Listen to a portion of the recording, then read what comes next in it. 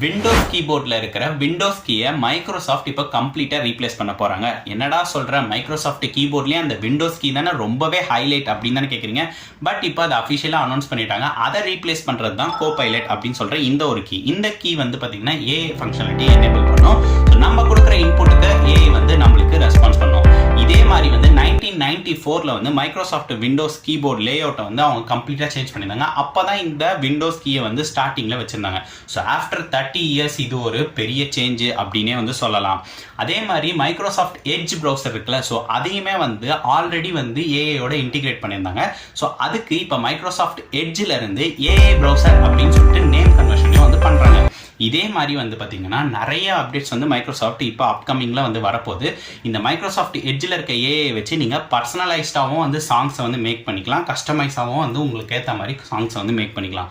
so இந்த மாதிரி மோர் இன்ஃபர்மேஷனுக்கு என்ன